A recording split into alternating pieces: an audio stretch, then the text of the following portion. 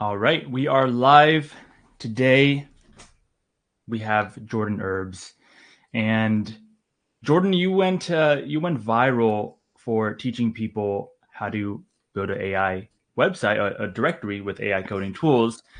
So we're going to talk about a lot of cool stuff today. I'll wait a little bit, maybe 30 seconds for people to come in. Jordan, I know you had some slight technical issues, so I'll just also give you a little bit of time if you want to sort anything out there. So feel free to hop on, hop off. But for now, if you can hear me, if I'm coming in through, type in the chat. I want to hear from you guys. It's always nice to have an interactive sesh. But I see Daniel, Marius, Vlad, Brian, Joseph, Joe, Melanie, Stanley. Good to have you here. Yeah, just let me know if we're coming in clear too. Sometimes the audio doesn't work super well. So let me know. Now, originally, this was going to be a live stream where Jordan was going to talk about how to scrape data with Cursor. But then a couple of days ago, Jordan hit me up and was like, I want to share my whole framework. I want to do more than that. So I was like, okay, let's do it. So Jordan, it looks like your camera's up and running. You're coming in smooth. Can you tell us a little bit about yourself, how you got into the world of directories, and what we're going to learn today? Yeah. Let me share my screen here, and we'll dive right in. All right. Let's see how this turns out. Cool. All right. So what we're going to build today, it does include data scraping, is a directory that's completely under our control. It's future-proof, meaning it's compatible with future AI upgrades you might want to make for it. We'll get into that a little later. And scalable. It'll take about 1 to 4 weeks to build your first time. It's going to depend on your proficiency with prompting, especially, and the type of data you're working with. It'll have great SEO. And this method I'm going to share with you, I know a lot of people think, oh, I'm not a coder. I can't do this. Even if AI is so great, I'm not a coder. Yes, you can. And that's what I'm here to tell you today, is that if you're frustrated with the world of WordPress and no-code builders like I was, you can do this. And there is a way to do it, and I'm trying to create material to help you do it. So I'm going to introduce you to all that today. And this workflow I'm about to show you is basically what all those under the hood service, it's under the hood of those services you pay for, like Unicorn Platform or whatever. It's basically going to have their version of this same workflow I'm sharing with you, just like, you know, the data comes from you, the user inputting it, instead of instead of it being an actual directory. It's a platform where you build a directory, but that workflow that they use is going to be the same as here. A little background about me. I started making websites in 1999. This was my first website, Jordan's Pokemon page on Max Pages. And I got really into these top sites thing. If anyone was around back then, there were these things called top sites. And so like here on Max Pages, it was basically a community where everyone on Max Pages websites, there were different categories and you'd vote on them and there'd be updates. But essentially they were big directories. So if you look at this, like I've got Game Shark codes for like Game Boy Pokemon games, if anyone remembers those, Pokemon movies, all this. And granted, Max Pages wasn't great for SEO back in the day, back in 1999. But this was my start. A couple years later, I made a little website for people to learn HTML and Perl, which was like pre-PHP, basically. I was literally 12 years old making this, and I knew nothing. But once again, it was like the beginning of me making directories back in the day. And I called it Techno Webmasters, and it was a lot of fun. Once again, we had top sites. This was what it was all about. And they kind of act like directories back in those days. Then I learned about Qt News, which was built on PHP. And around 2005, 2006, I set this up for the first time. And this was like the same time. It's funny because this is still around. This was like the same time WordPress was coming out. And so this was just like a really easy way to, it was like one of the first CMS like that worked. And I was really excited about it. But then eventually I did find WordPress and I moved over there. And I stayed on WordPress for probably like 10 years, a long time, until 2019, 2020, I learned about Jekyll and Hugo, which is basically static site generators where you just put markdown files in a Git repo and it creates a beautiful website for you based off like the template you choose. So all these sites here were just built with that. And essentially it gave me GitHub Pages is another way to do that. You can just choose a theme and then you put this information on GitHub and it automatically deploys it as a site for you. And so when I first learned about this, I was like, whoa, so I don't have to do everything with WordPress because it was faster. All you got to do is put the information in a markdown file, format it by markdown, which is really easy. I don't have an example up on screen, but it's just like to do a H1, H2, H3. It's super simple. It's not like HTML and it's fast. And then it deploys it for you fast. So I kind of like started to like see the future here. But at the same time, I was busy building a directory with a developer I hired, a PHP developer. This is all I have left of it. It was called Perceptions.live. And these were all videos I made around the world. And I didn't call it a directory at the time, but these were all videos I made around the world where you could organize through them and you could see people and connect with them or donate with them in different parts of the world. And then you could sign in, you could try to connect with people. And I was working on that for a long time as a nonprofit. It didn't do very well. And then a little after that, I started building a DAO in the Web3 space. And this originally started as a PHP project, which is what WordPress runs on. And soon I realized that PHP just can't do some of the cool stuff that I want to do on this internet with these technologies coming around.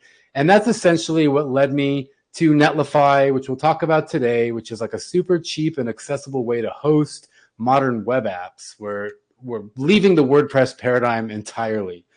And it eventually led to this video that Frey mentioned of me going viral, how I built a 7,000 listing directory website using only AI tools. That is the Montessori Find directory. And it was a fun build. I basically did it to learn. So I heard Frey on the Eisenberg podcast, like I'm sure many of us did. And that was at a time for me when I was looking for a project to do because I was seeing all these like Cursor, Bolt, Lovable. I was seeing all these apps out there. I'm like, wow, I need something to build. I've been doing this a long time, but I didn't have anything to build with the AI. Like I need to try to use AI for something. So this is where the Montessori Find came from. It's kind of slopped together. The data, we'll talk about it. And then that turned into a new directory I just have been working on called vibebuilders.ai. And this is more, instead of like geo-local directory like Montessori Find, this is data from all over the internet, from Reddit, YouTube, GitHub, Google search results. I was trying to figure out, okay, how can I scrape multiple sources and then present it in such a way where it's just more interactive? So this resource doesn't work. I'm still working out the kinks. But basically, all these resources generate a score. So I have AI connected to it as we're scraping the data and says, based on the comments, the reviews, the ratings, generate a vibe score. Like, what do the people think of this article? And then the LLM will generate a sentiment score based on the objectivity of the content. Like, is it neutral? Is it someone with a strong opinion, or is it just like a how-to?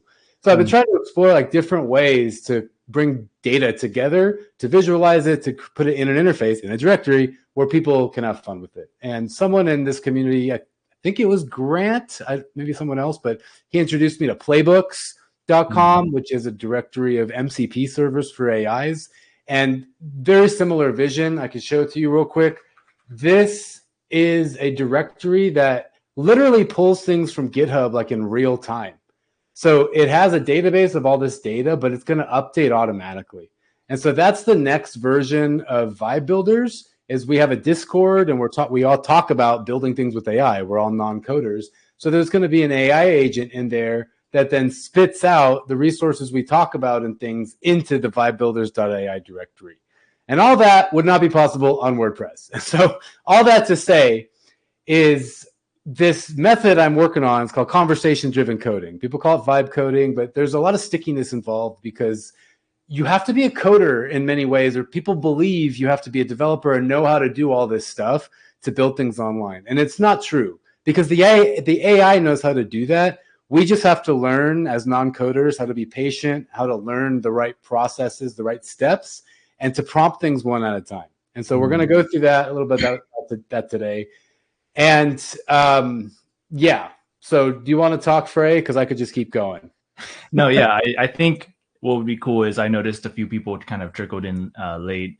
What's the TLDR in terms of your AI framework? What are people going to take away by the end? The TLDR here is you can build faster, you can future-proof your directories, especially if you want to upgrade them over time. So with Montessori Find, for example, in this version, it doesn't have it because I had to redo some of the way the website worked, long story. But you could log in and you could like submit a request to change a directory.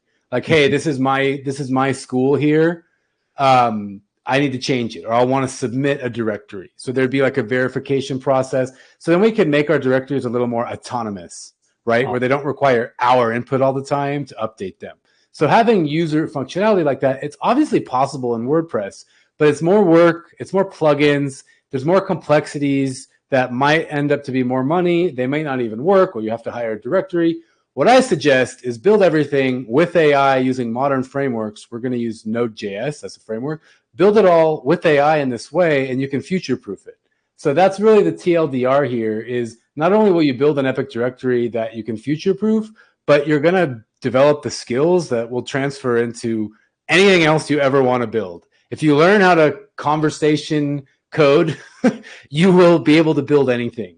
And it's really crazy. And I don't think as many people realize how crazy it is as the actual like developers and coders that are using this. So that's why I'm here to introduce it to you today. Why do you want to build with AI? The first reason is freedom. You're going to have way more control over your projects. You're not going to be dependent on third-party developers or updates, besides maybe the Cursor software we're going to use. You don't have to hire developers, and you future-proof yourself. Iteration. If you're someone like me, or I know Frey, and you have ideas all the time, and you're like, oh, I gotta execute that idea. You want to be able to do it fast, because maybe it's not a good idea, but you want to put it out there to see, let the market let you know. So if you have a workflow like this, you're going to be able to iterate your ideas faster, get them out there, and see what works in the marketplace. So it's great for serial builders. You could test the market demand with like micro directories before you scrape the full data. Find like the top rankers and see if people are clicking, see if people want it. Cost effectiveness. Okay, I'm not going to say that you'll save money using AI, because I was looking at Hostinger today and how cheap it is to host WordPress sites. You're not going to necessarily save money, but look at the bigger picture here. You're paying pennies on the dollar to hire a developer. So imagine your static directory will only rank for so long. The internet's going to change. Everything's going to change with AI. I know it's a big discussion right now. Like, will directories survive the AI takeover, right? Even like the top of Google now is just AI summaries. I've been using Brave Search because everything I search for, the AI in the beginning just summarizes it all for me like really well, and then gives me some sources. So what's going on with directory SEO? I don't think anyone really knows. Everyone's got ideas. A lot of people believe it will survive. There's a good chance it will. But regardless, you're going to want to add extra value all the time to keep remaining relevant. And data will only go so far. Data will only go so far with static-driven approaches like this. There's no real anything here, right? Like, there's a description. There's hours. This one doesn't even have the hours, right? Here, we're looking at, okay, how can we, where's a GitHub one? How can we start like this vibe score thing and sentiment score? We can have AI calculate scores based on the audience reaction to certain resources out there. By the way, you can also have AI generate images for you automatically, like I did on this website. And then you can start displaying other data. On YouTube, we see like comments, right? Everything going on. Like if you're on a directory, a good part of you deciding, hey, is this a good resource for me or not, is going to be based on what other people say on YouTube. Oh, it has a lot of views. It's got likes. So the way this vibe score is calculated was the sentiment of the content itself. How deep does it go technically? How well do people engage with it? The relevance. So this is all what I call transforming your data into like visual metrics. Like create visuals from your data, which is just going to be a lot easier with an AI coding copilot to do it for you on a framework that is made for it, which WordPress is not. WordPress is old, it works, it's great, but it's just not the framework to use modern tools. This is my premise of it. So imagine compressing 4 years of progress into 1 year. So you're not saving money on the hosting things so necessarily, but you're going to be able to say, you're not going to have to hire a developer, and you're going to be able to create all the features you want that would normally require a developer or paying $250 a year for a WordPress plugin. Like with WooCommerce, if you want subscriptions, how much is it per year, right? Like, it's just kind of annoying, right? Because if you knew how to develop PHP, you could just go into the code and do it yourself. Whereas you can now with an AI Copilot.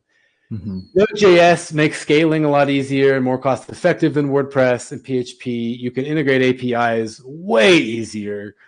There's options to implement AI way more simply. And like I mentioned, you can transfer these skills to multiple domains. And it's like positioning yourself learning WordPress in 2005. Like, it's going to be a great skill for the next 10, 15, 20 years. With AI, who knows? Maybe it's just going to be for a few years. But right here in the here and now, like, learning to conversationally code, to vibe code, is such an important skill to have. And you're going to see that it is within reach. You're going to save time, and it's going to be way more convenient. I'm going to show you right here how many things I've shipped in just 3 months. So I've shipped 2 versions of Montessori Find, 2 versions of Vibe Builders. I've created the terminal navigation toolkit with a 30-day challenge in here for people to start learning how to use the command line and make an actual app. I've made the AI Captain's website in super N64 retro style. That's cool. I don't know if you can hear the music. No. Got sound effects.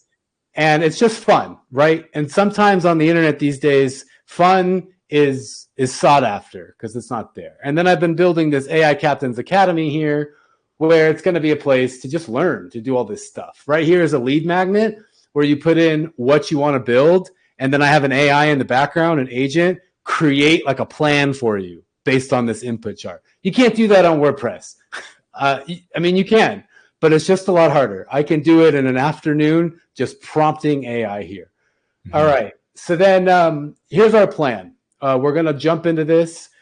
First, we're going to come up with a plan, and we're going to do that together. Then we're going to collect our data using Cursor. I'm going to show you a new way of doing this. Then we're going to build and deploy a very basic website because we're not here all day. Then we're going to deploy it. I'm going to show you how all that works in a simpler way. So as soon as you press save on your computer, it'll update on the internet. It's magic. And then I'll show you how you can bring it onto your computer to make updates. So that's what we're going to do. Are there any questions before we get started? We do have a couple questions. I was going to wait to the end, but Mauro did mention that he's seen your directory before and was curious how you handle what's considered thin content. So we'll talk about this in just a second, but as you can see, like my directories, I'm not building them to build a directory as a business. I'm building them because I just love building them. But anytime you don't like some part of your data, you just add another step to your data processing workflow. So what we're going to do here, and you can see more on my YouTube channel, but the first thing we do is scrape the data. We scrape the data we want. Then we have all that basic data. Then we run it through a data processing script, which says, okay, here's what we want from this data. I want you to generate a summary. I want you to generate a vibe score. I want you to tell me what people are thinking, whatever that might be. The AI copilots allow us to be much more creative with how we're going to present our data.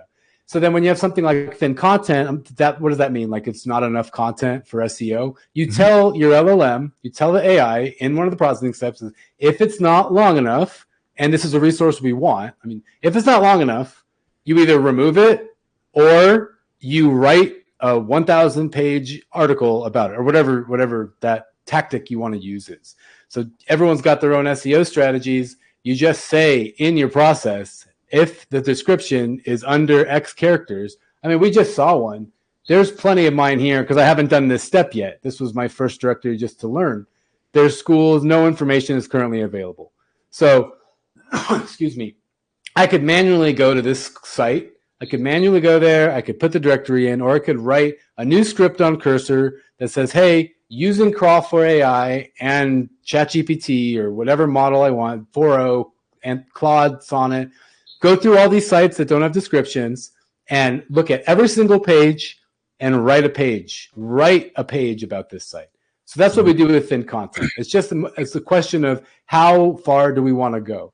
And so in part of this process I want to mention is with iteration, with shipping new versions, like I'm a serial builder. I want to build something and move on to the next thing. If you're trying to build a business, if you're trying to like really just keep enhancing it, then you start simple with an MVP, and then an enhancement would be an example of thin content. Add a new step for your data processing script to make it longer. So I hope that makes sense. So let's jump in. Crawl for AI is like the go-to here. It's one of the most popular repos on Google, or excuse me, on GitHub right now. What we're going to do, if you've never used GitHub, it's okay. It's going to be fairly simple here. I'm going to introduce you to this new world and why you don't need to be intimidated by it. You go here and you can download the code. You just download the zip file, or you copy this and you're going to open Cursor. You just go to cursor.com. This is called an IDE. Oh, you can't see it. Okay, we're going to have to share a different window here. 1 minute, everyone. Cool. Okay, so here's Cursor. This is Cursor. It's called an IDE. Visual Studio Code is another one, but it's basically here you have folders and files. You have a terminal console. You have a window to see what's in the file, and then you have an AI agent over here. Okay, so what I've done here is I've imported the Crawl for AI script. Okay, Crawl for AI main. This is all the same code here in the GitHub repository. Okay, so I import that into Cursor, and I take it and I drag it over here into this window over there, the agent window, and I can choose agent or ask. We want agent so it can do things for us. Then I can choose the model. I want to use Claude 3.7 Sonnet or Gemini Pro. If I'm not worried about my budget, I go into max mode and it can do things with higher context, which means it can remember more of the code in your conversation, more of the functionality you're working on, so it doesn't make silly mistakes, because unfortunately we're still there. But as this technology grows, there'll be less and less silly mistakes, and this will all be faster and faster. So I'm dragging in the Crawl for AI folder into the chat window, and that says basically use it as context. Okay, this is what I'm about to say here. Use this as context. Just like in ChatGPT, you upload a file, analyze this transcript or whatever. So I'm saying using Crawl for AI main, we want to write a scraping script that scrapes. All right, this is where we can do this together. We're going to build a basic directory here. Say we want to scrape, I don't know, 25 things. What do we want to scrape, Frey? Any niche? Let's just explore. I'd rather not do a Google Maps thing right now because it's more timely with the API keys and stuff. But what can we scrape Google for? Let's see. Best cameras under $1,000. Perfect. Okay, cool. Best cameras under $1,000. And we'll do that from Google search results, just for simplicity's sake. Okay, from Google search results. So I'm saying that, okay? Now, that's not everything, all right? Because there's more involved. For example, we're going to use different API services here. So we're going to use OpenAI API when necessary to use an LLM. We're going to use a service called Tavily. I'll show you Tavily real quick. This is basically a way to scrape data faster. So generally, data scraping, it's using Python, maybe JavaScript, or it's using something called Playwright, where it's either scanning the code itself and then looking for patterns in the code, like, oh, this is an H1 tag, this is an H3 tag, this is a paragraph tag, and then just using code to take that and put it in. But sometimes the code is really complicated. Sometimes it's not so easy. So you say, okay, I'm just going to send an LLM, an AI, to the website, and they can just look at it. Instead of going through all the code, it'll just look at it and say, okay, here's the information you want. So that's more resource intensive, more expensive. So you don't necessarily always want to do that, even though it sounds like great. You do still want to start with code. So Tavily allows you to, their API basically searches Google for you, like really fast and really like conveniently. So we're going to say we're going to use Tavily SDK API. And what else? We want to scrape best cameras from website. Yeah, okay. Find the top 20 cameras. We'll just do the cameras themselves instead of the URLs, right? Yeah, sure. Yeah, that sounds good. Yeah. Okay, find the top 20 cameras. Okay. Now, I don't want to get too complicated in this tutorial because I know many of you are new to this, but there's something we can do that if you've never used a system prompt with ChatGPT or Claude or whatever, it's really powerful. And we're going to use a system prompt here where it says, hey, cursor, you're a multi-agent system coordinator and you play two roles, planner and executor.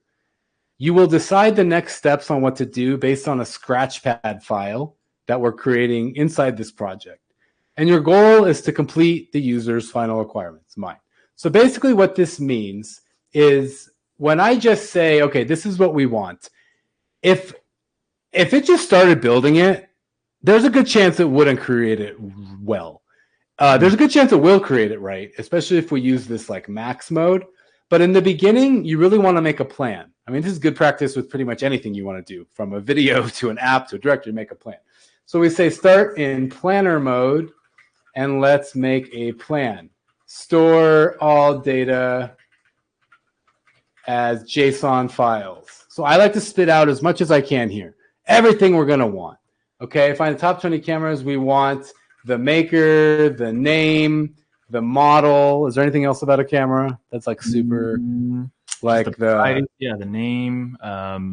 What is it called? The chip, not the sensor. The sensor, is it like full frame or cropped? Mm-hmm. Okay. All right. So we got that there. We're giving it the context, and then I just press enter. Can everyone see my screen okay? Yep. Okay. Is it big enough? Let's see if I can make it bigger.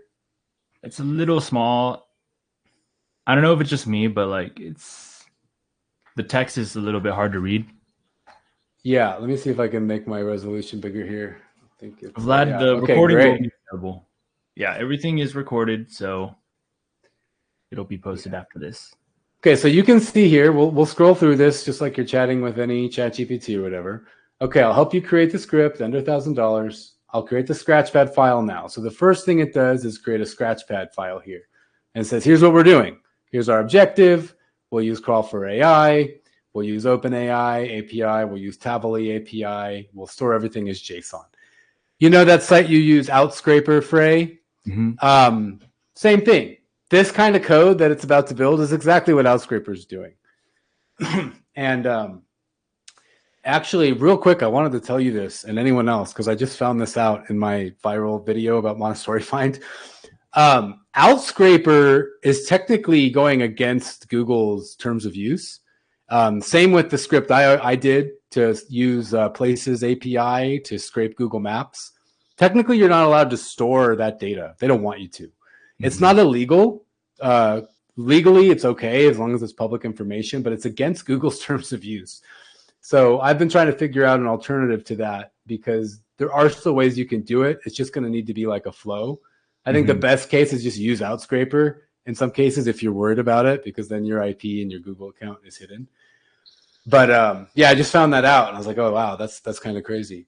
So, all right, we've got our Scratchpad here. And as you can see, it's just huge. It's like full of tasks. Gets everything we want to do here. It's going to make it really well. And then it created a requirements.txt file. And it started making the main script. So it planned it all out. Then it started making the main script. And this is just working on in the background. You see, this is just going while I'm talking here. This is what they call vibe coding. And it's my job to just babysit it. I don't know any code, guys. I know some, and I know how to read it, so to speak. I know how to follow it. I don't know how to write it. I'm always just copying, pasting stuff back in the day when I was doing that. Now it's just doing it, and I can just pay attention. Okay, it's creating the main script, config.python. Let's get the camera schema. So quick question, or Jordan, with Tavily, I find Tavily really interesting. I think there's so many use cases, but I noticed you didn't actually specify any actual website URLs. So is it just effectively searching up best cameras under $1,000 and then taking like the first So, links and then just kind of looking at those websites, or how's it working? I mean, it would be interesting to just let it go and see what the AI does, but we wrote Google search results here at Okay. the top. Yeah, we did say that. I would probably, if I'm trying to do this fast for our video, but if I were really doing that, I would say Amazon, get through Amazon. I mean, probably just Amazon or B&H Photo Video. Find like the top sites for those things and then do it. And doing something like that, I would probably make it like more of a dynamic data directory where there's software in the background updating like the prices. Although, you know, I've always seen SEO blog pages, blog posts or articles about this exact topic. And normally you don't actually really see the exact price. It says like, click here to go to the Amazon, right? And it's their affiliate link. Click here to reveal the price. So I think that's their workaround. But if you did want to reveal a live price, you would need to integrate something in the background that could, you know, be running all the time. So as you can see, this is still going. And this goes back to what I was saying about like saving money. If I were to hire a developer to do this, unless they had it, you know, we have Crawl for AI already. That's an open source script. So that's like already written. But even so, our script here is using Crawl for AI. And look how long it's still taking. But then think about a human typing all this. And you think, wow, this would cost me thousands of dollars a month to pay someone to do it. And using Cursor, I pay a lot because I'm using it nonstop. But certain professional developers and coders are probably paying like $400 or $500 a month to use Cursor to the maximum ability, but they're making 10 times that, you know, that you're making a lot more than that. It's just another expense because otherwise you'd just be paying a team to do the development for you. 100%. So we could probably answer another question right now while we wait for this. Yeah, sure. Also, I had a quick question because I'm curious about Tavily again. Some people in the community have been asking about scraping other websites. Maybe it's a competitor, maybe it's a niche that is kind of hard to, like, it's just hard to get that data. Is that possible with Tavily? Is this a solution to that? Can you scrape someone's website HTML and then just like... Yeah, you don't even need Tavily. You could just use Crawl for AI for that. I'm using Tavily because we want to search Google. Okay. And in my experience using Tavily to search Google, it's way better results than having the AI do it their way. Yeah. You want to use Tavily as an interface to Google. But then when you're talking about scraping other websites, yeah, Crawl for AI is a great one. I also recommend Crawly, which I'm almost convinced it's better than Crawl for AI. I'm not there yet, but it's run by Apify. You've heard of Apify? How do I get to their site? Yeah, it's really powerful. And so you can sign in and do it their way and pay them, but they also offer the software open source, Crawly. And it's cool because they have different ways of it working. You can basically choose, let me show you here. There's different ways to configure it. So what we're doing right now with Crawl for AI is just with Python. Okay, so it's done, by the way, and we can run this. Excuse me. The Python scripts run as code, right? What happens when you choose something like Cheerio, it uses a different method. Cheerio, I don't really understand so much, but whereas Puppeteer or Playwright, this literally will make, I know this means nothing just looking at this page, but it'll literally open up a window on your computer as it's doing it, open up the website you want, and then close it, and then open up the next URL, and then close it. So it'll literally open them up, scan through them, put the data in a markdown or a JSON file, and go on to the next one. So yeah, it's very simple to scrape your competitor websites with this. Once again, I don't know if anyone cares around here, but yeah, there's like terms of service stuff that you might want to be careful for, and you want to make sure you're like, if you are doing that, like enhancing that data, making it better. Don't be a blatant ripoff, right? Like 100%. Don't just like steal their data, use it for something. All right, so here we go. I'm just going to drag this off screen real quick just to make sure my API keys don't leak. Give me 1 sec. OpenAI API key, Tavily, AI API key, search query. Okay, I'll show you this real quick. Basically, now what we have to do, this is called an environmental variables file. Okay, this is where you put all your sensitive information. It doesn't show up on GitHub, etc. You put your API keys just here, you paste it after, and then we can use what we want here. So I could just change the search query anytime. It's writing a script that I can just change anytime. Headless browser, it looks like it's going to use a headless browser, which means the browser might pop up. It's not going to say anything as it does it. Like verbose means like it's like kind of telling you what happens as it happens. We're going to scrape 30 URLs maximum, retries 3, the request timeout 30 seconds, which means like if something doesn't work, wait 30 seconds before trying it again, because a lot of websites have things in place to make you not able to scrape their data. And so that's why software like this exists, to get past that like Cloudflare site that says prove you're a human, it's Cloudflare that mostly has that. Like even before the site loads, you have to prove you're a human. So we get all that there. That's the .env file. So here we go. I already have that all filled out in the .env, but let's try it out now. So here we open a terminal. Now watch. I'm going to do this myself because I think everyone should learn, and I have little micro courses available for you to learn for free to do this.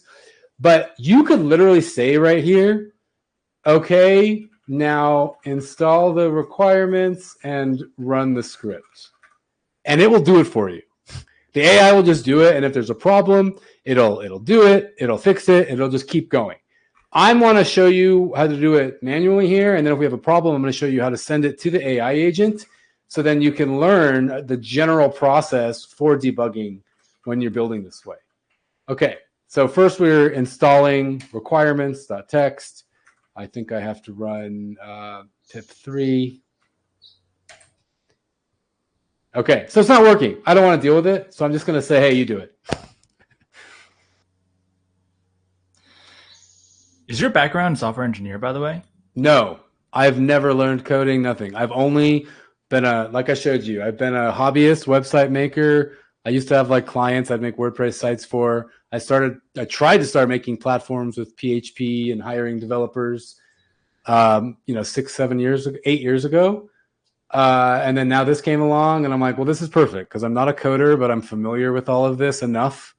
But no, I've never had any official training in education, any of that. All right, so now it's running. It made its own script here. So here's our script. How would you like to run the camera scraping pipeline? Run it automatically, run each stage individually. I'll put in 1. Let's run it automatically. All right, here it goes. It's searching. So we created a plan based on the niche that we're choosing, which is best cameras under $1,000. And now we're running that. It's looking at all the websites on Google search, the 30 websites or something. Maximum 30. It looks like we found 17 search results, and then it saved those to a file here. So I'll show you that. Let's see. Camera scraper, where is it? Camera scraper data crawled search results.json. So here we are, and here we go. This is our raw data. It had an error afterwards, it looked like, but we got what we needed. So here it is. So let's take a look. The best cameras under 1,000 include the Canon EOS R10, Sony Alpha A7, Fujifilm X-S10. Results. So there we go. Here's the URL. Here's the title. Here's the content. And then it made a score. I don't know how it calculated that score. Maybe that's in our Scratchpad. When you're doing this the right way, you want to tell it how you want to calculate that score. Like, here's what's valuable for my niche. Calculate a score according to those values. Raw content. All right, so right now this is done. So we're just going to play with this. Wow, this is thorough, huh? It scraped the whole site. So now we're ready to do a data processing script.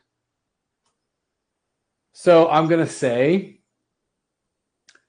we are going to create a directory website using the Astro. We don't even need to say any of that yet.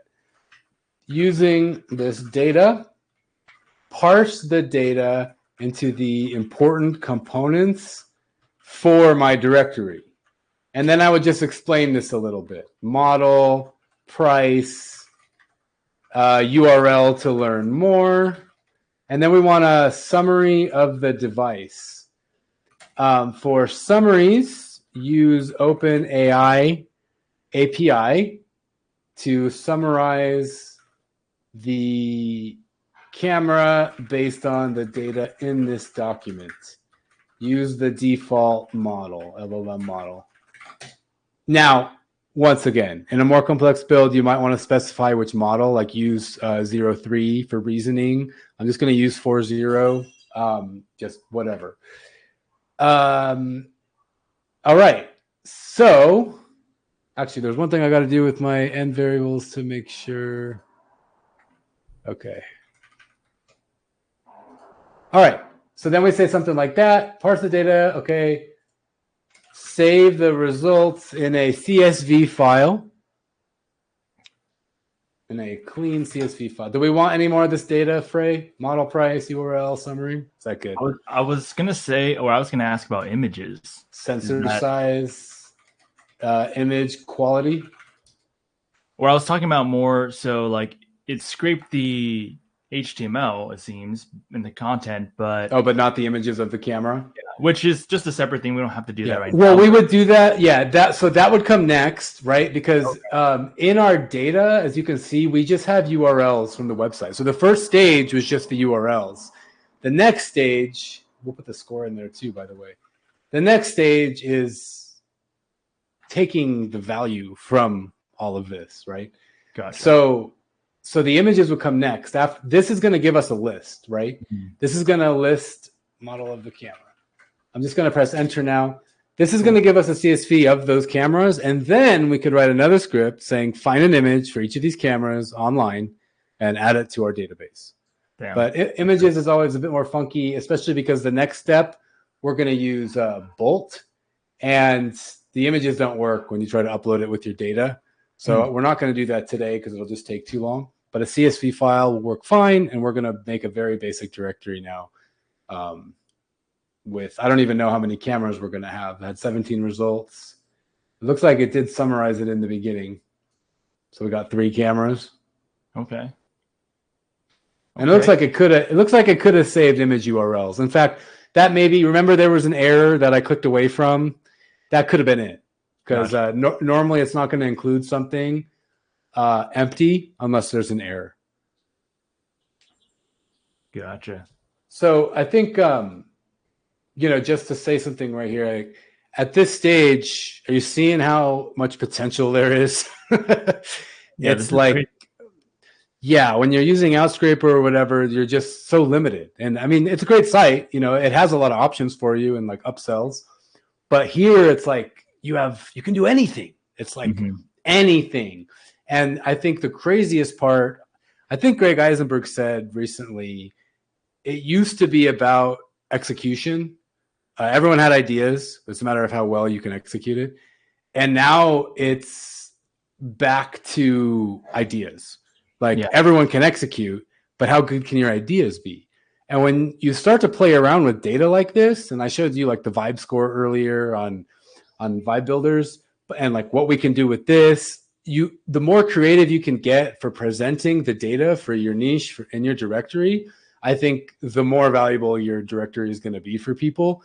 And we don't know where this goes. I think that's what's crazy. Is like, we don't know where this goes. Like that playbooks directory I showed you earlier is so cool. And to me, that just opened up Pandora's box for what's possible. 100%. Is if you find the niche and then you just keep listening to the sources, and then that AI agent just runs in the background and updates your directory nonstop. just whenever you need it. And you're just like hands off, and you don't have to worry about your directory becoming irrelevant or like going extinct because you didn't stick around to update the listings. Now I know it helps, like Montessori find it helps that they're all schools.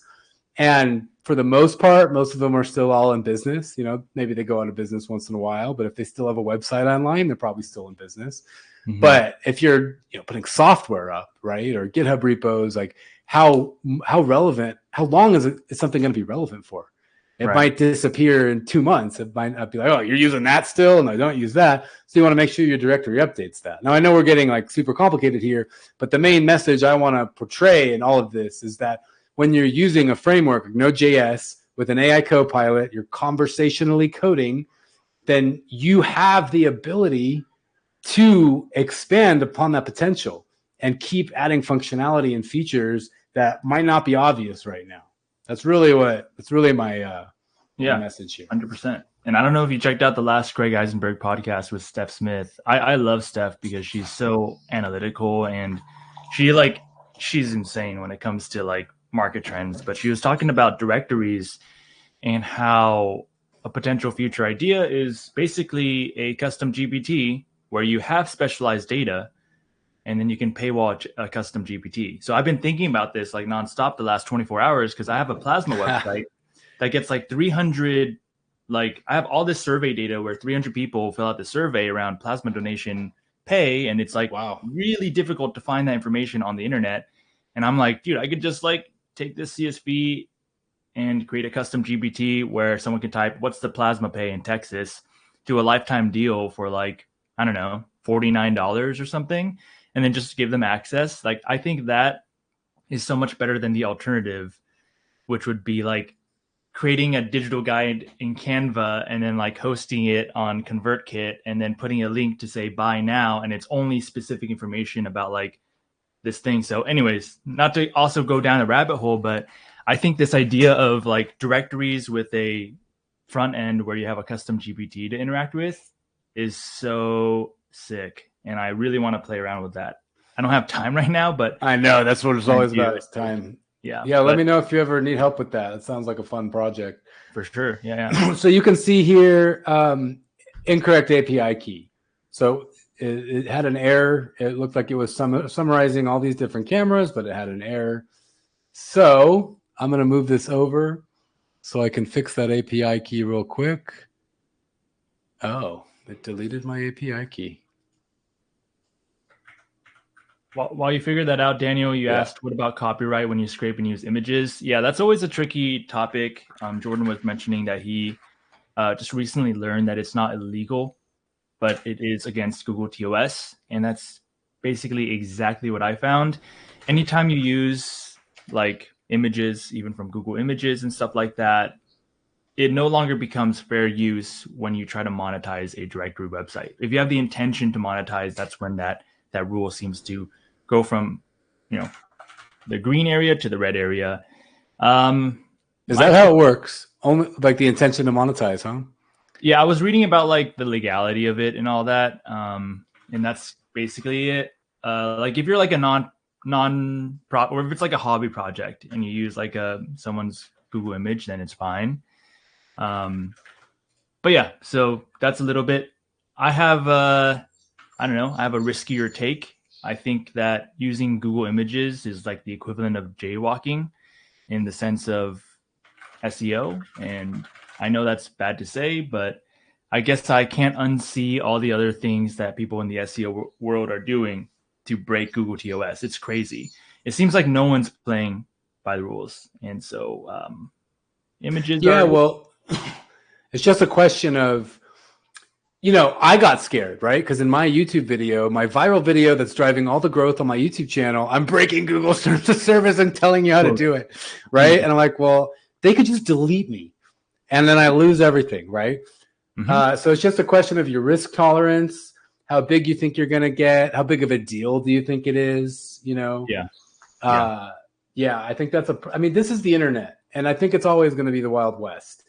Google is the ultimate law for most of us because we have to operate within their rules, but it's still the Wild West. It's still Google. How much money do you have to be making before they care?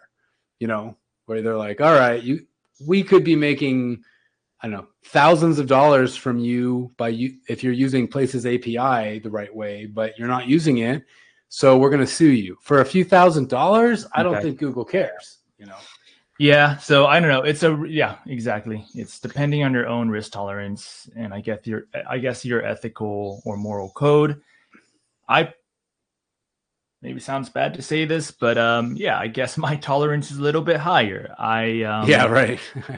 I think, I'll just leave it at that. All right, so I'm gonna jump back in here. So we got our CSV file. The only issue was that my API key wasn't set right, but it is. So now we have our list, and it's separated by commas. Looks like we got prices there. We got a URL to learn more. We have all this data here. So now I'm simply going to drag this file into Bolt. I might have to attach it in a different way. Excuse me, everyone. You're good.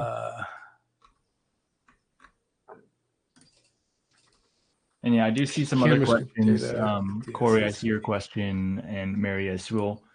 All right. There we go. Does anyone have, two fun things we can do here. Build a directory, make that bigger, with this CSV data using the Astro framework. I talked about this in the community and on YouTube. You want to use Astro and not Next.js because Astro basically it creates all the pages as you're building the site. So it renders it just gives you an HTML file, which means they're way faster to load, way better for SEO. So we're going to use Astro. Does anyone have a directory website they really like the style of? Because we'll copy and paste it. Should we copy and paste like your dog parks one?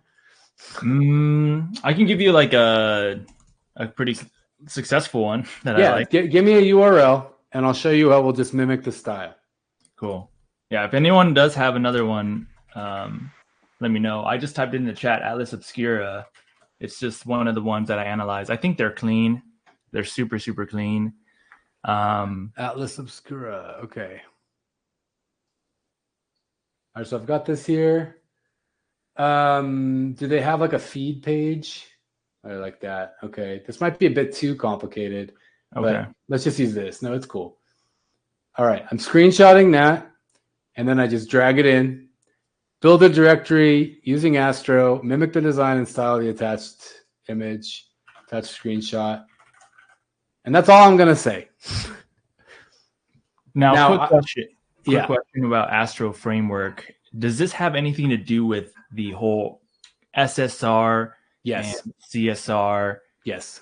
Can you tell us a little bit about that? And for some quick context, there's a viral tweet where basically someone was like talking about Lovable and how it didn't support SSR out of the box, server-side rendering, which is, and I'm not technical, so I just kind of read and learned about this. But effectively, if it's not out of the box SSR friendly, then it does have some implications from an SEO perspective, and it's not as easy to index, especially if your website's more complex.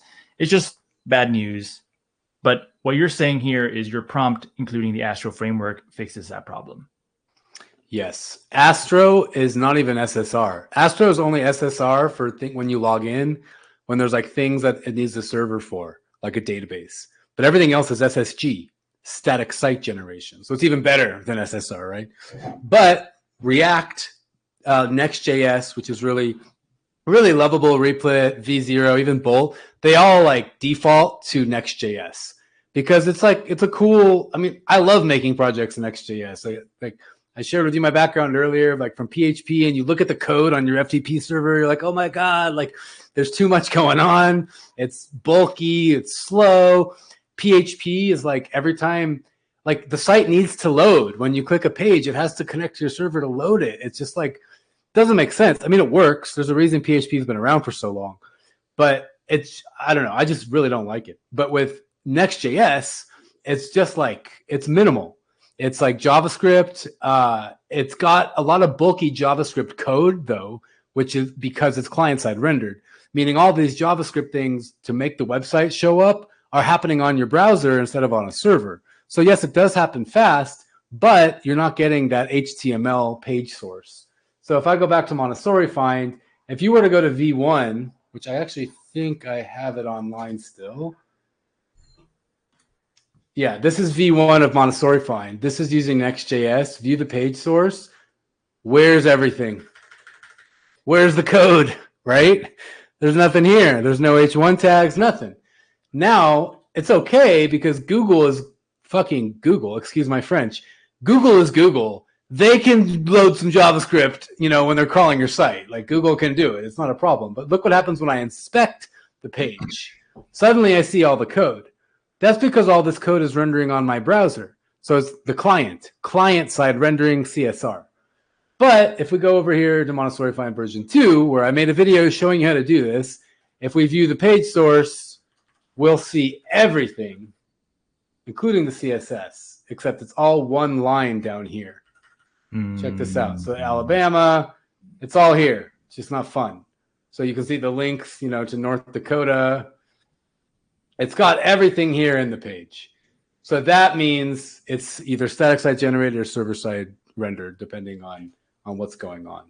That is huge and super important. The reason I had to make FileBuilders.ai like 3 times is because of that. Astro is not as convenient for building apps. Excuse me. Like Next.js is great if you want people to log in, if you want them to connect with a crypto wallet, if you want to have interactions like that are just lightweight. Next.js is amazing, but Astro is meant more for blogs, directories. But these sites are a little finicky. Bolt works the best with Astro in my experience. V0 did not do well. I don't know if Lovable does it well. You just have to do so much finessing with the prompts because by default, they're not helping you make directories. Now, they might change that. They probably will soon because directories are such a big deal. All right, so let's see this here real quick. This is what we got. Connect to project. All right, camera guide. I'll zoom in here. All right, camera guide. Find your perfect camera.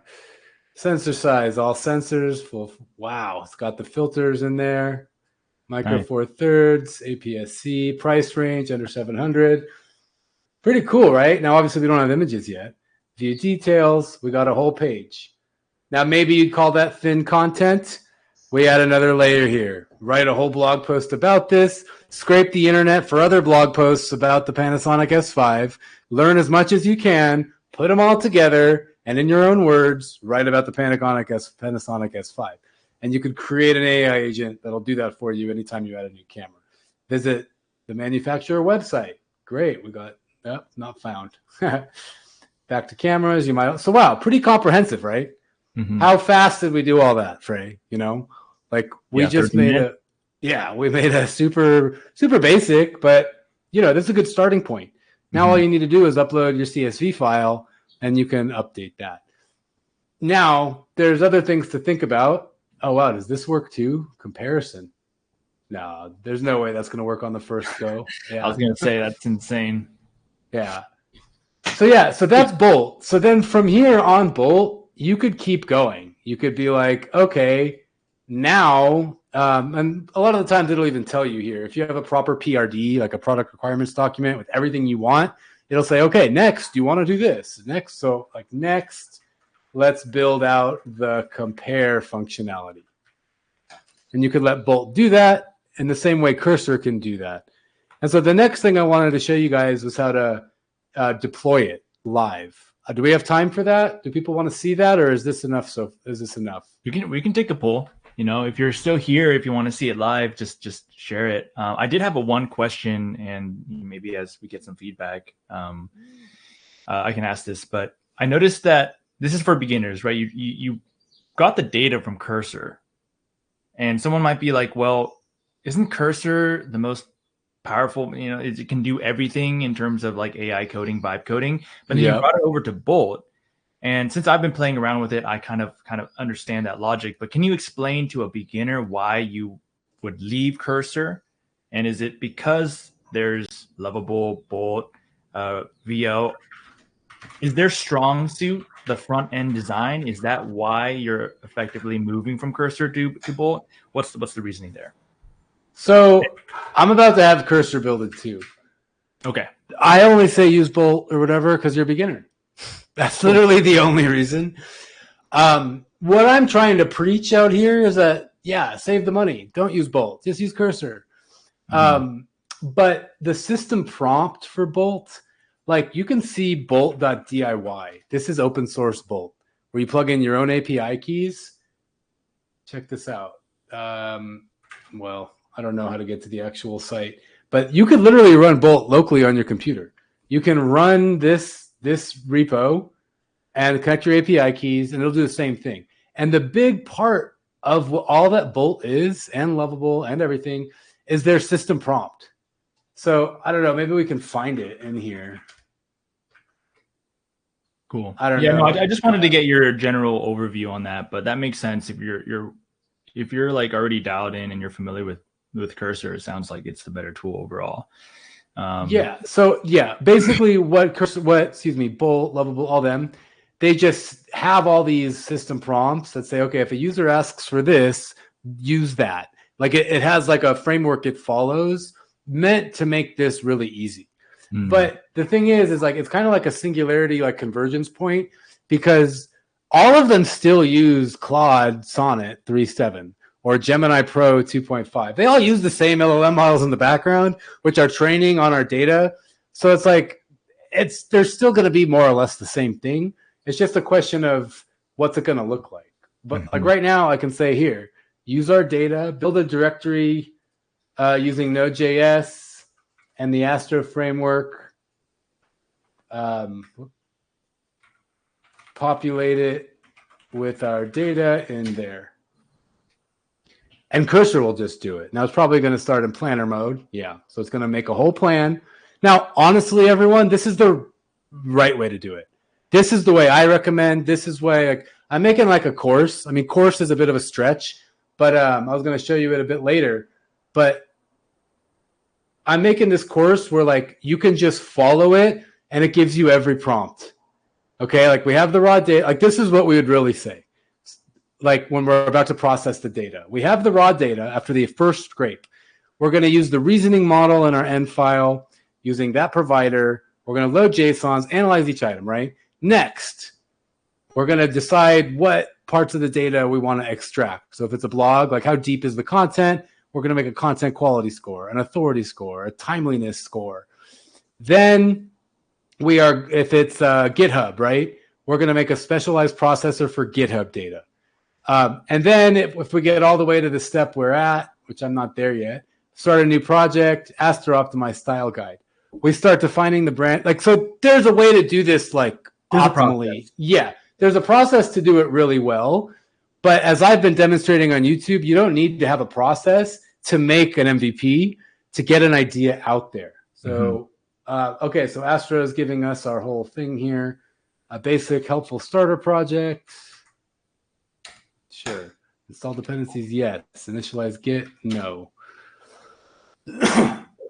So yeah, so what I say, everyone, is like, if you agree that this is cool, that this is super important to learn, whether you want to make directories or anything, like the sky's the limit.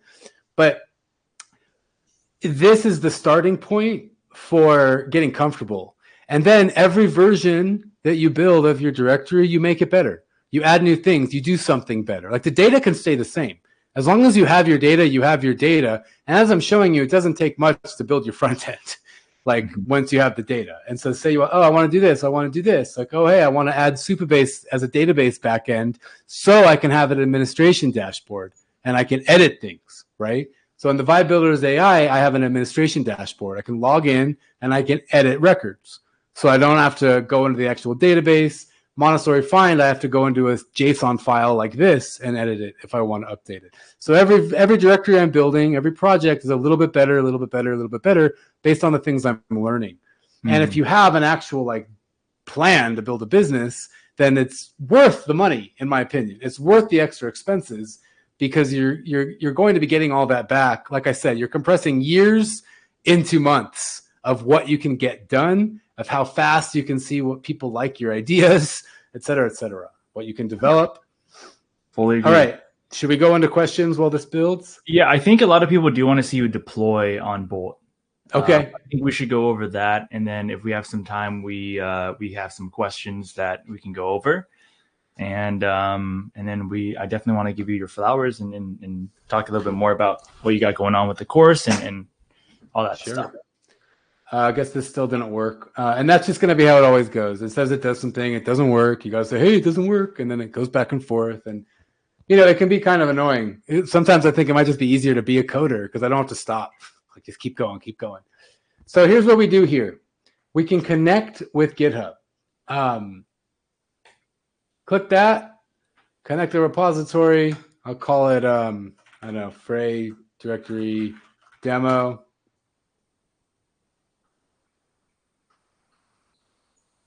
And now this project obviously is a different project than our Cursor project. The Cursor project, I like to keep all the data scraping stuff in one project.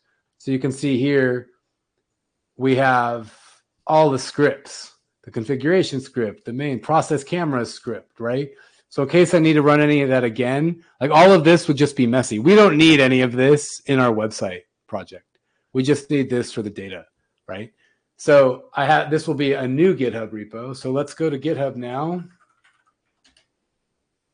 And repositories, Frey directory demo. There it is.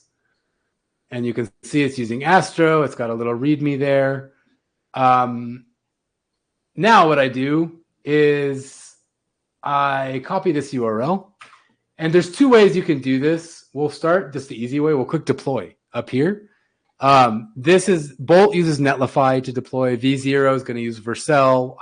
I've just always been comfortable with Netlify, so I use Netlify. You could really deploy anywhere you want. These services all have agreements with the hosting companies, and they all, trying to make money. So they've turned me into a Netlify customer, but Netlify can be free. You can host lots of websites on Netlify and not pay any money, especially enough before you finally hit something, Boom, your site has been deployed. You can do it here.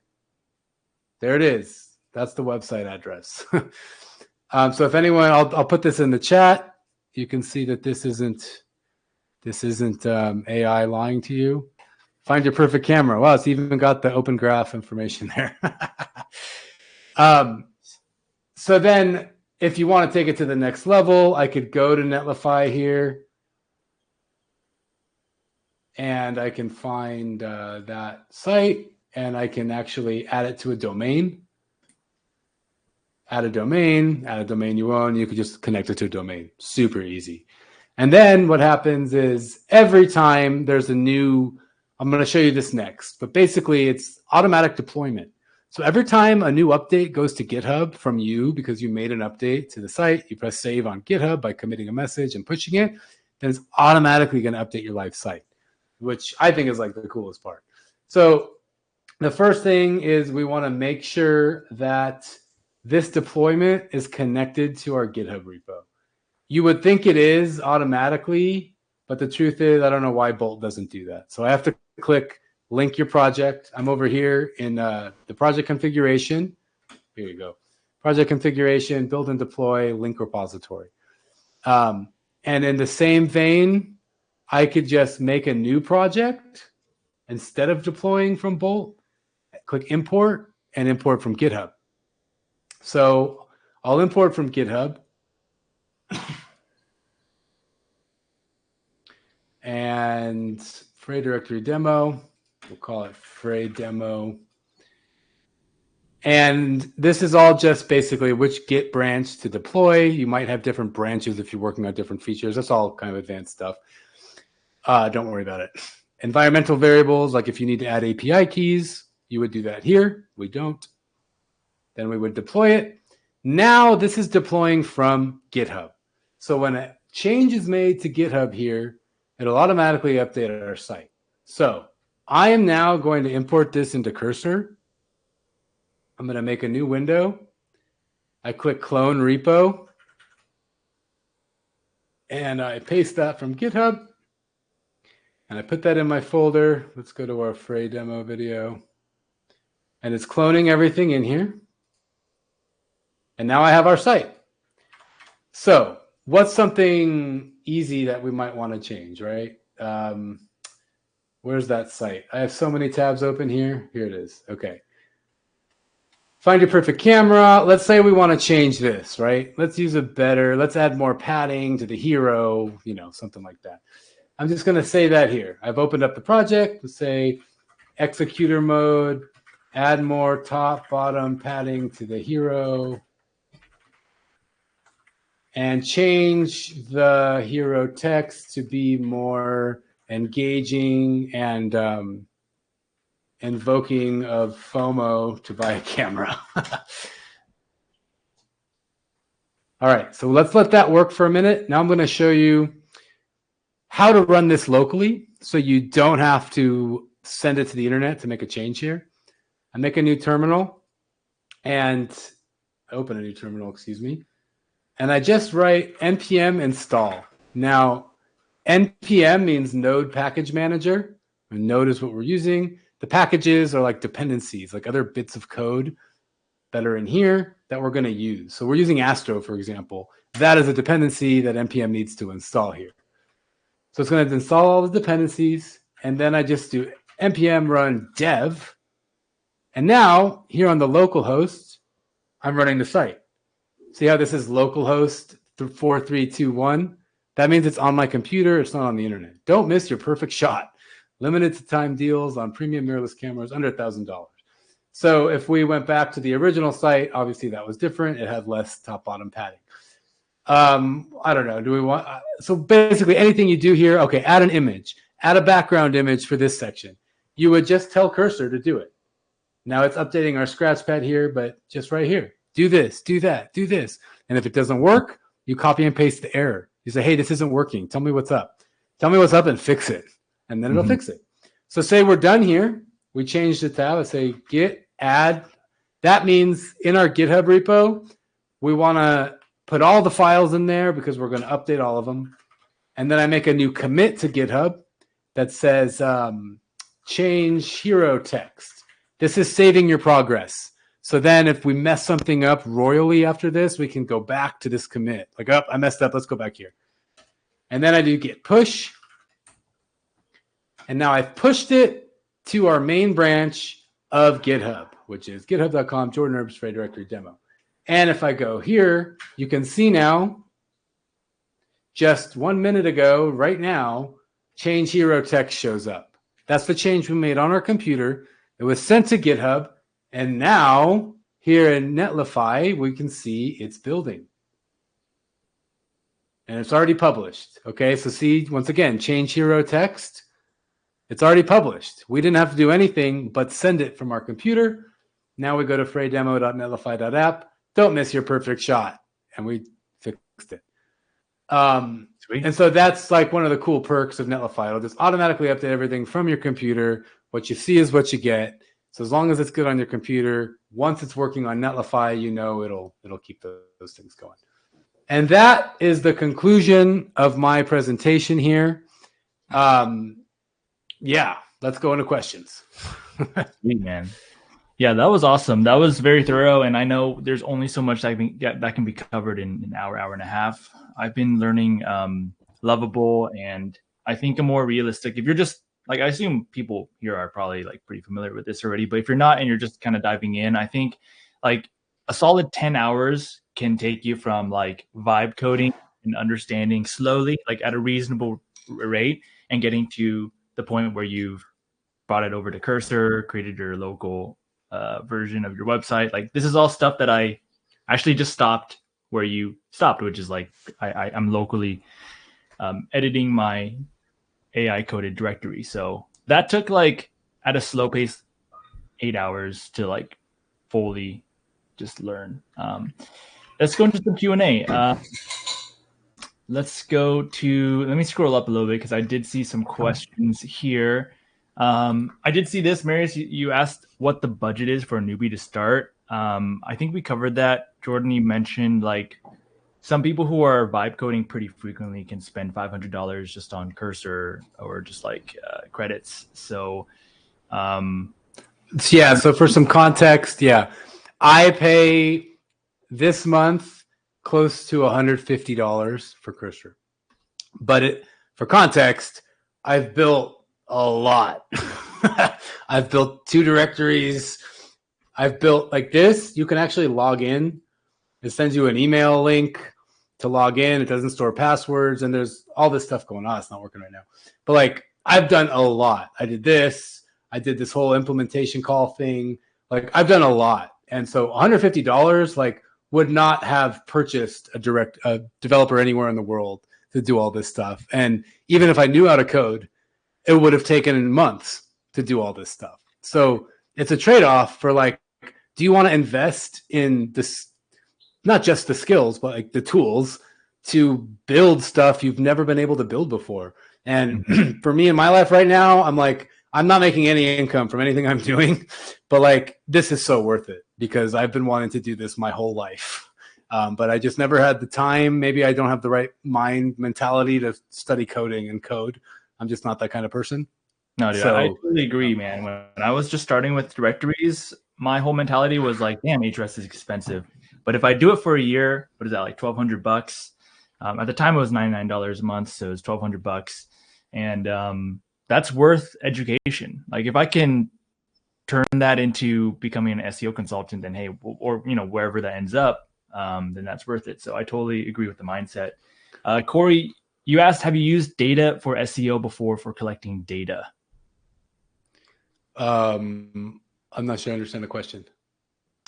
He just said, I think it was in context when we were kind of scraping data for the cameras.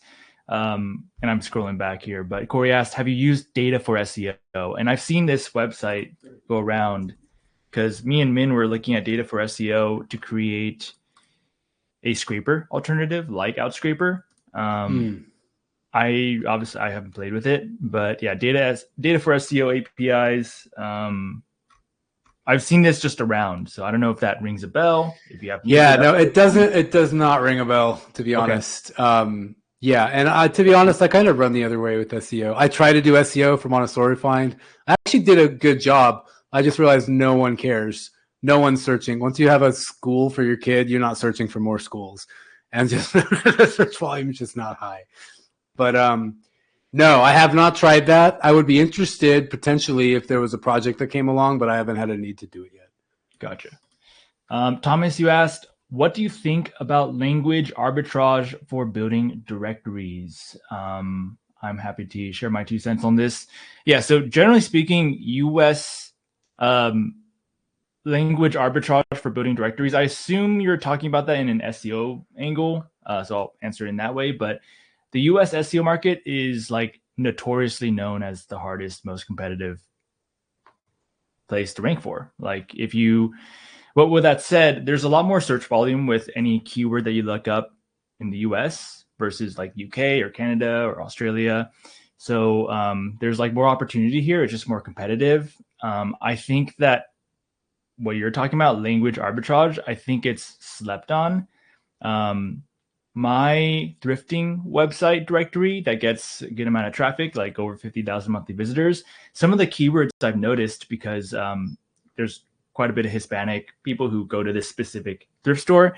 It's ranking for like Spanish keywords. So that got me thinking like, oh my God, it's so easy to rank. I didn't even include any I didn't include any Spanish on my website, but I think that's super like an underrated thing. I just wouldn't recommend it for a beginner.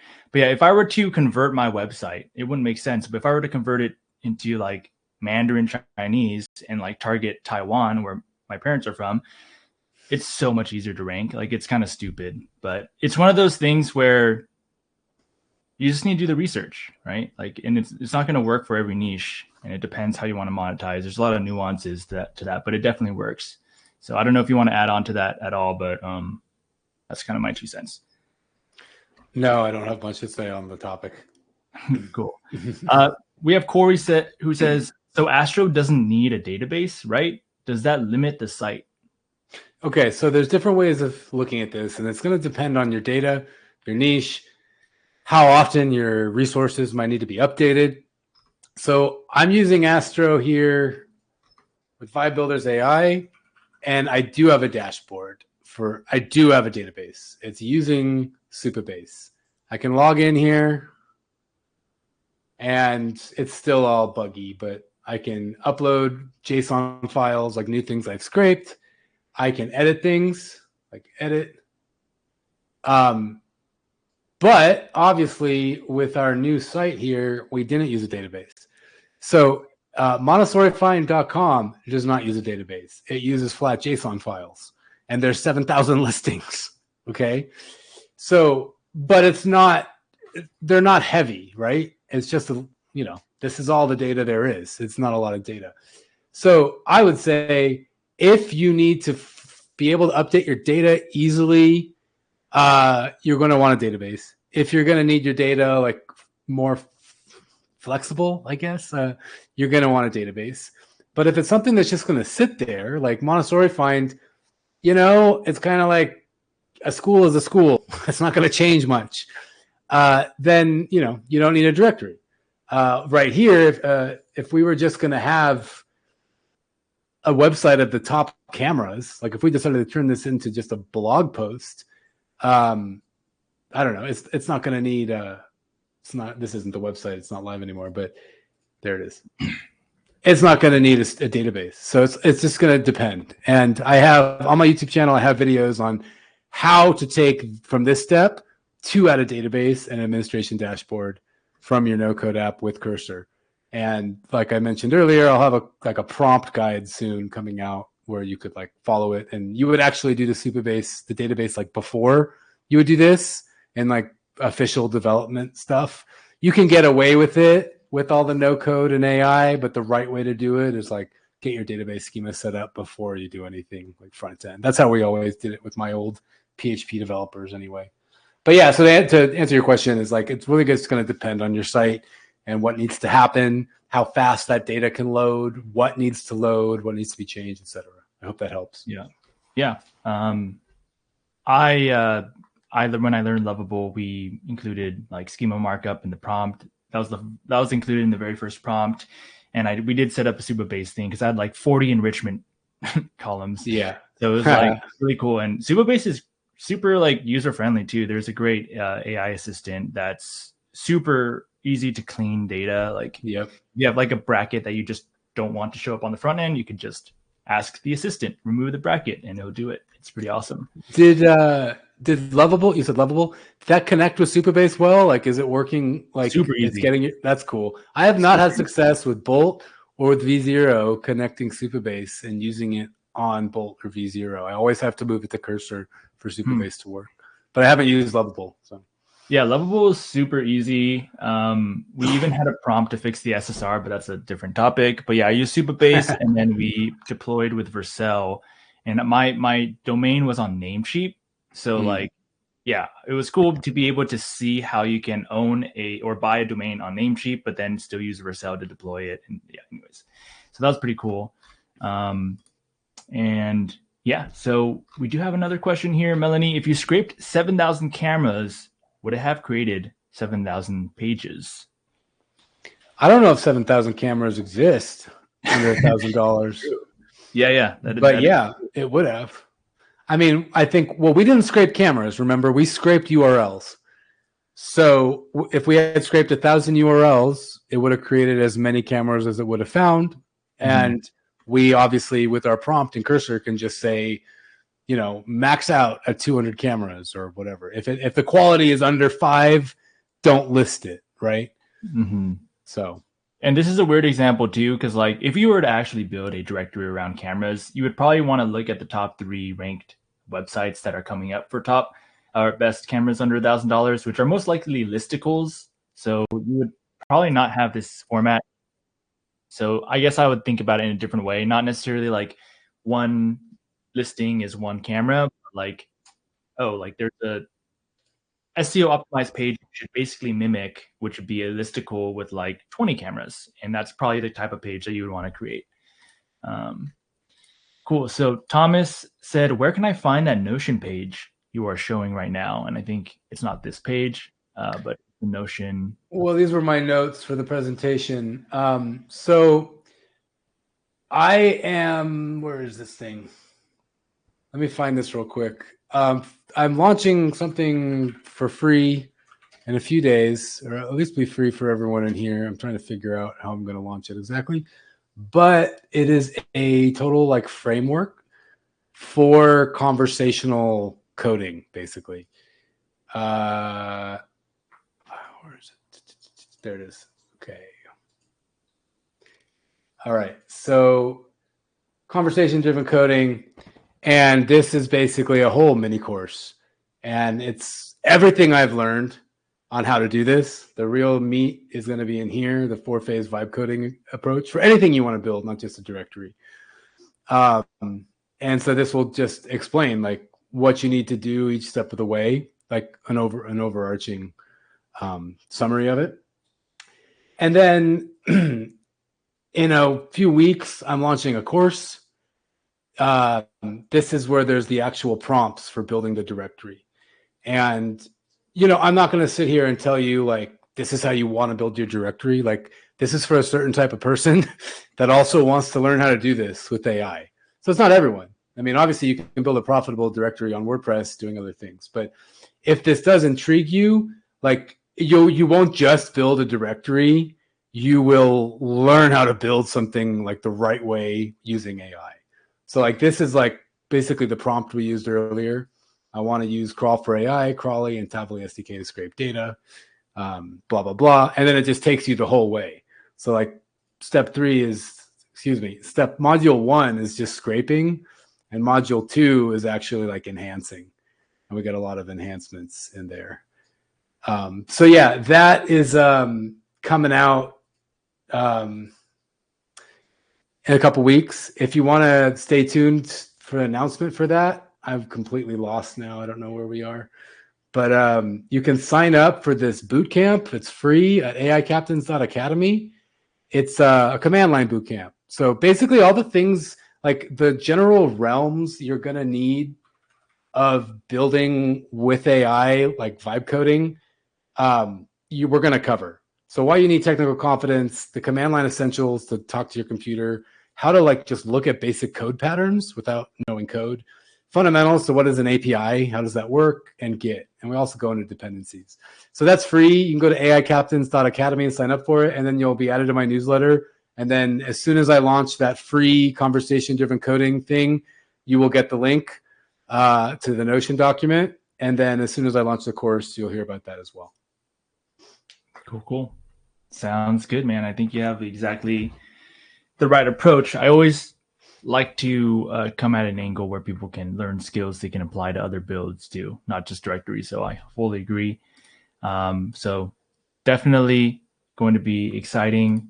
I'll just read this last comment here. Thomas, you said you were thinking about successful English directories and building it in a German market, Switzerland, Germany, Austria. I suppose that could work. I think you need to contextualize it. It could be like, yeah, you could you'd have to contextualize it and enhance it for the environment, right? So hard to say based on that. I'd be curious what niche you're thinking about, but I don't see why it's not worth trying out. You can give it a try, but that sounds interesting. Keep us posted if you do that. If you have any last questions, this is the time to post them. If not, I want to say one more thing too. It's a bit of an announcement. Yes. Two little announcements, and this will tell you a lot about my character right here. Number one, I'm thinking of giving away MontessoriFind.com because I just don't care enough to do it. I wanted to learn. I wanted to build a directory. So if that could be something you're interested in, I mean, it's not worth selling, but if you're interested in like building it, I do think there's potential. Talk to me, send me a message. And then also, if you have an idea, like if you're a niche idea person and you need support building and you either want to partner up or just, I don't know, I don't want to say hire me for help, but like I love building them. And I do want to like have a directory business, right? Like obviously as Frey shows, like you can make some good money. It's more or less passive. You don't have to do much, you're not like working full time. So I do like I just don't have the like brain bandwidth for figuring out the niche and everything lately. I'm just building and making YouTube videos.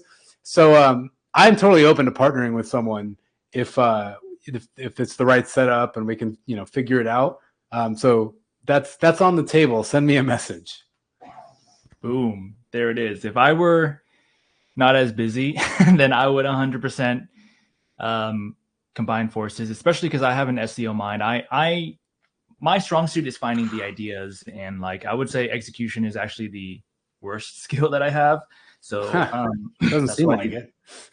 I mean, yeah, I say that, but it's I mean, I know enough to be dangerous, I guess. But yeah, no, I totally understand. And dude, if you're listening to this still, you should hit up Jordan for this Montessori directory. I'm looking at some keyword research here. We will just I have to show you. I have to show you. This It's looks a like met. Yeah, sorry. no. I'm just saying, like, and again, I'm kind of a noob when this. I've heard this word. I don't even. I'm just gonna say I don't even know what a Montessori school is. Because you're not a parent. Yeah. I'm just I'm childless. But this looks like a classic play where you leverage the search volume of actual Montessori schools that are being searched a lot, like these. I'm assuming Apple Montessori, whatever. And there's some other like this is a big niche, is what I'm saying. So out of a potential 943,000 searches around Montessori, you can find some niches. You can find some pockets to niche into, and you have a good foundation. Question, Frey. I built, so type in like Montessori schools near me. I think that's what I built this whole directory around. And to prove the point is like, all those other keywords you showed me seem a bit lower of KD, but I just built the whole directory as Montessori schools near me. And then I like added blog posts, but case in point, if someone does have an SEO mind and wants to work with me to make something like that better, and we go 50-50 on it or something when we monetize, like that sounds cool. I just don't have the, like what you just showed me right there. Like, well, wow, maybe I shouldn't give it away. Right. I don't know. Is a Montessori school, like, that's not a private school, right? Does it cost to go to, like, I'm just asking. There's public and private. There's also, like, if you click Montessori school near me, the top ranking page is actually a site I scraped for extra data. It's called it's that one. And they have a database of like actually accredited Montessori schools. There's a certain method that you have to follow, but it's not like trademarked or anything. So people just call their schools Montessori, even if it's not. So, if I were a good directory owner, I would actually like fix all that in the data. I just haven't cared enough because I don't know. I don't know. I haven't gotten any wins from the SEO clicks, and I just, haven't felt very encouraged by the process. Like if I owned this, I would probably look at this, like you said. There's not that much data enrichment. I mean, it's apparently good enough to be ranking number 1, which tells me that people are getting value.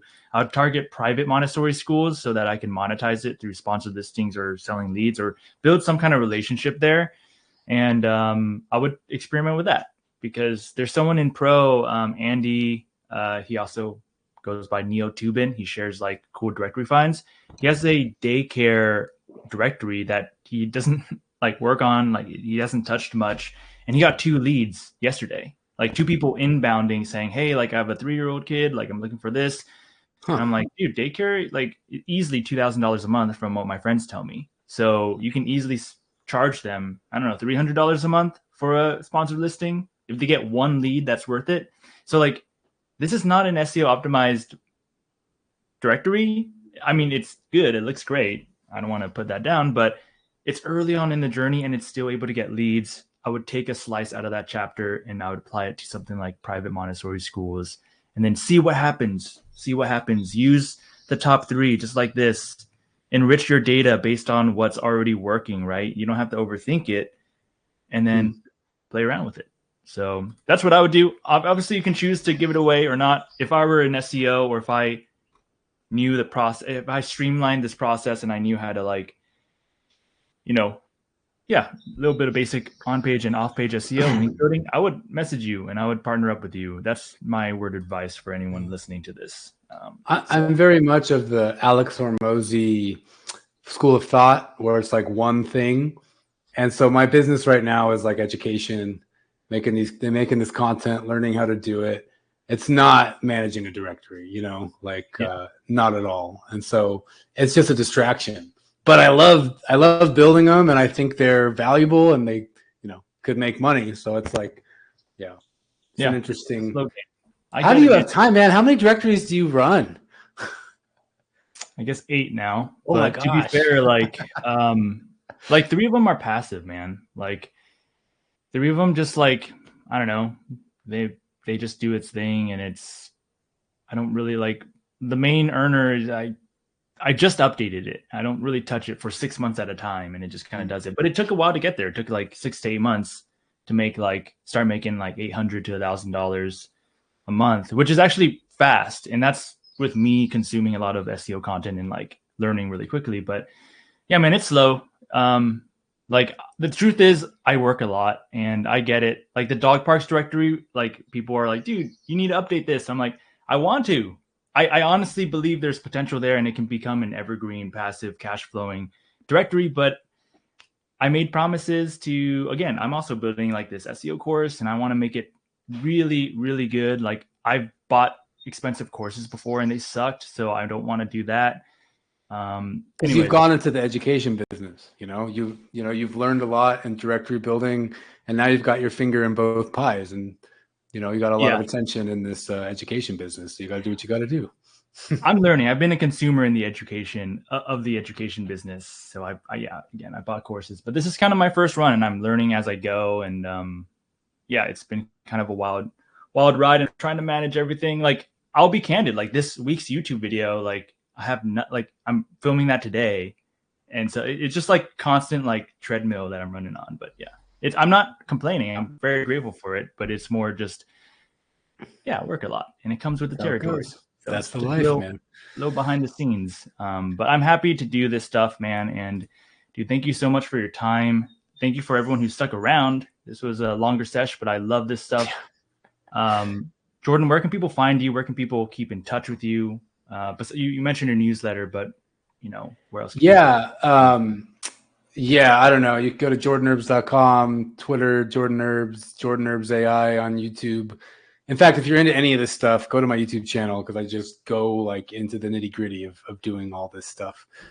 And then you can Vibe Builders AI. You can join the Discord and we can chat in there. We got like 45 members in there, and sometimes it's active, sometimes it's not. And I always love hearing from you. So hell yeah, man.